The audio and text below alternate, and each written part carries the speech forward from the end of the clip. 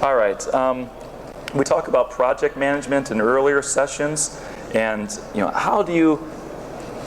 I kind of envision the relationship with the factory or managing the factory as having three overlapping circles.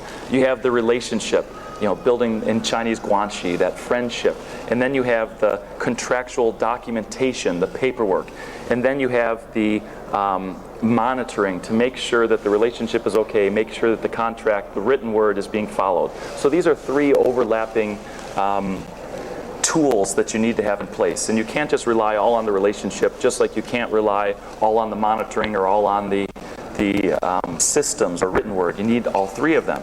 So yesterday we spoke a lot about how to structure the written agreement with the suppliers. Today I'd like to talk a little bit about how do you establish trust, how do you build that, the soft relationship, if you will.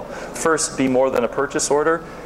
If you think you can just place an order in Asia and then wait for it to show up, your supplier might have multiple customers. I had this situation happen.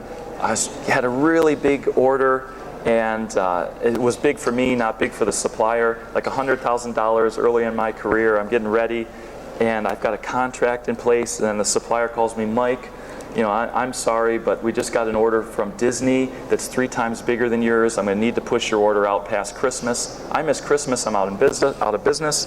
So from that point on, I realized that I need to build a system where I can get visibility about what's happening in the factory, and also build a relationship so that supplier doesn't screw me like that just because I'm a purchase order number. I want them to see that I'm a friend and think twice before they scrap my lead times. So nowadays, I do things like, my children are pen pals with my key suppliers. I invite the suppliers to come visit my front office in South China, even come and come visit Niagara Falls, where I'm from, near Canada. I do things like sending Christmas cards, little things that show them that, hey, I'm a good guy. I'm a friend. We're in this together, rather than just some purchase order number that there's no face behind it. It's also very important to align the interests, especially if you're a small buyer. You want that seller to realize that if they do right by you, there's more orders to come. It's not just a one-time transaction. The Australian market's not huge, but Australians pay on time, strong currency, it's a growing market. Many Australian brands are going international. It's more than just Australia. So you need to sell the supplier on why it's in their best interest to do things right with you. So that carrot and stick does really work. If you provide quality product at agreed price and agreed lead time, I can open the market and bring you 10,000 units next year. That works, the carrot and the stick, unless you can't deliver on your promises, then things fall apart. So be conservative in what you offer if you want to establish trust.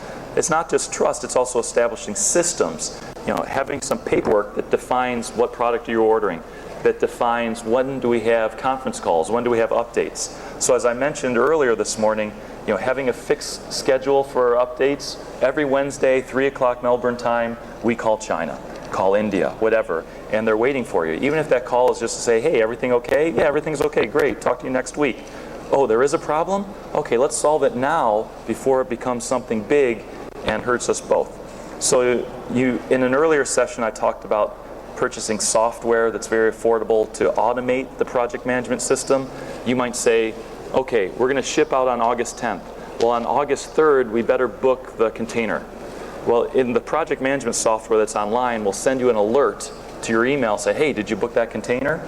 So a lot of this can be automated. If you're small, if you don't have $1,000 to spend on software, these are the basics that you need to put into a spreadsheet at least, and share that spreadsheet back and forth on some type of attachment with your customers. What's the task? What's the status? Who is responsible for it? It's not rocket science here, but if you're not managing this information, it's very dangerous to assume that the supplier is managing it for you. Okay, and I put these in Chinese so that if you happen to deal with a Taiwanese or Chinese supplier, you can cut and paste. So if you leave your business card there, I'll send this to you.